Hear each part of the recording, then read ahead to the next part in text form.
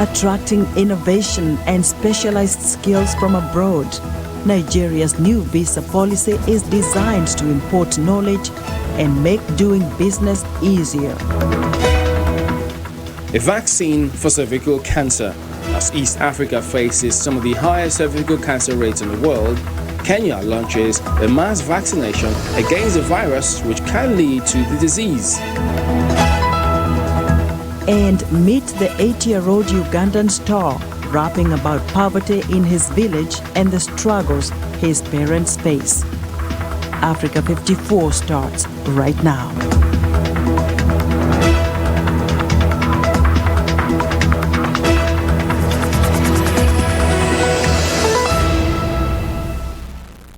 Hello and welcome to Africa 54. I'm Chamberlain Usoa, Channels Television here in Lagos. I'm joined by Esther Githuri-Iwak at Voice of America in Washington. Thanks, Esther Githuri-Iwak at our global headquarters in Washington, D.C. Happy to be with you again for another edition of Africa 54. Let's start off with a look at Nigeria visa policy. Chamberlain Usoa in Lagos brings you that story. Well, that's right. Visitors to Nigeria now have 79 classes of visas to choose from in 3 categories. This follows the launch of the Nigeria Visa Policy 2020 by President Muhammadu Buhari. According to the President, the document, which is a review of the previous visa policy, is also expected to have a positive impact in several areas, including security, ease of doing business, tourism, and Africa integration. Channels Television's correspondent Ibrahim Adra reports. It's official. The Nigerian Visa Policy 2020 comes on stream. The 87-page document holds the revised visa regime. It's an upgrade from 2017. The Nigerian Visa Policy 2020 is intended to attract innovation, specialized skills, and knowledge from abroad to complement locally available ones. Security of the country is an important consideration, so its operationalization. Migrant information and that analysis is in all our airports. What does it mean? It means that whoever visits Nigeria will have his biometric taken. All your fingers will be taken. And immediately that is done with what he told you about of I-24/7, Interpol 24/7, you are immediately exposed to the database of Interpol. And everything about you, if you have a criminal record, universally, is exposed. Key features of the new policy is the introduction of 3 categories of visa and expansion of classes of visa from 6 to 79. The visa on arrival policy is enhanced. You can take your bag and come to Abuja airport or any of the 4 airports. You will get a visa at the point of entry. And we have explained that this visa at the point of entry is stronger than the visa you can get at other missions because we have only 18 biometric issuing centers in the world. At the moment, such visa on arrival are only available at the airports in Lagos, Kano, Port Harcourt and Abuja. The classes of visa have their unique codes. For instance, tourism visa is F5A, journalist visa F7A, while businesses are F4A, B and C. Other codes are R for temporary residents and N for permanent residents. In all, it requires diligent multi-sectoral collaboration for effective implementation and to derive the benefits intended. Crucially also is that officers and men of the Nigeria Immigration Service must work professionally in a timely and transparent manner. From the Aso Rock Villa, Ibrahim Adra, Channels Television News.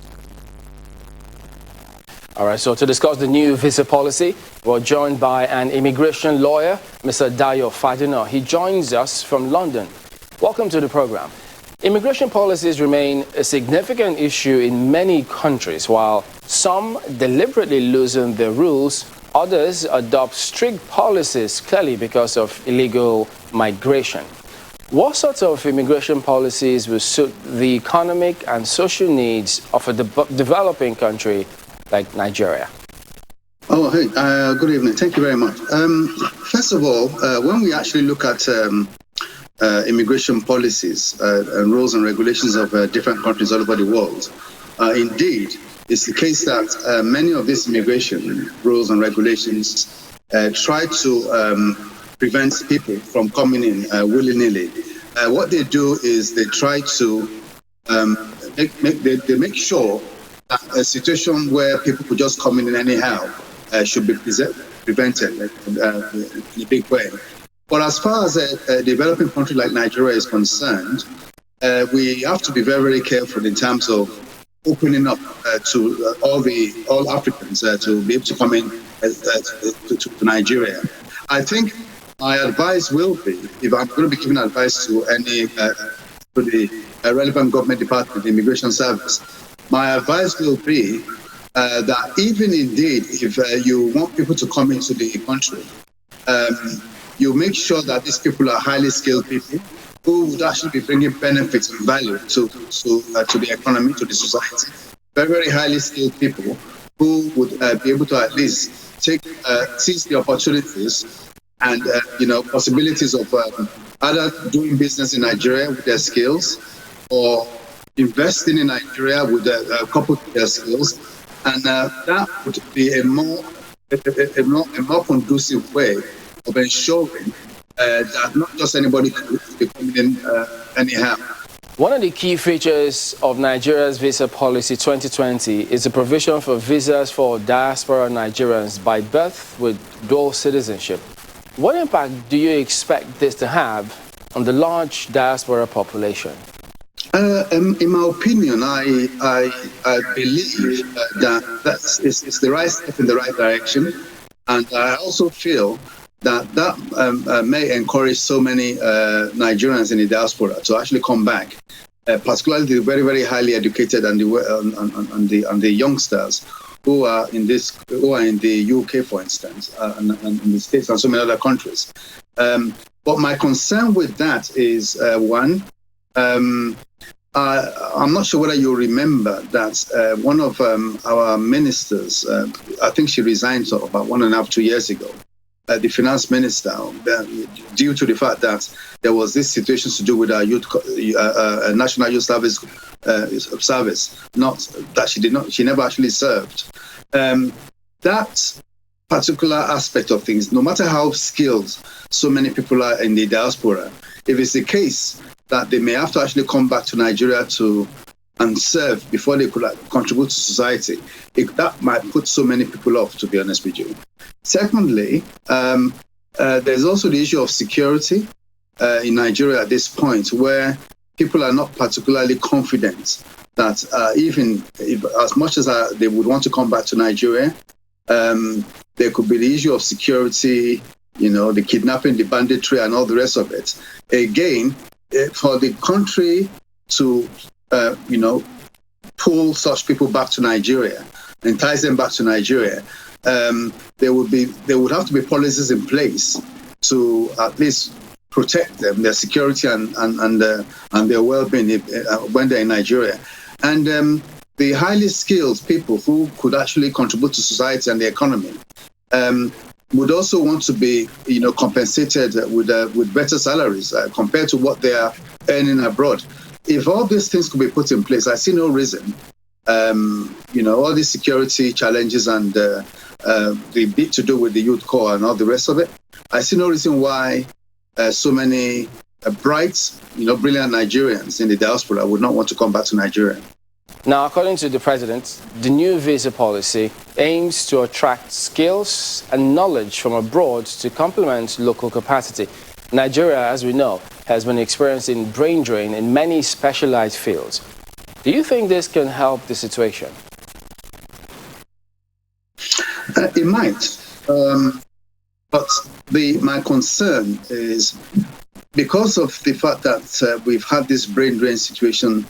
This has been going on for more than 20, 25 years of people actually coming to this country. I have a good friend who was telling me recently that when he left UI some years ago, he was he qualified as a medical doctor, and he made me understand the fact that in his set alone, I think that was in 1989 or so, well over about 70% of medical doctors of the year he actually passed out of UI are abroad. So it's very, very worrying, considerably a very worrying situation.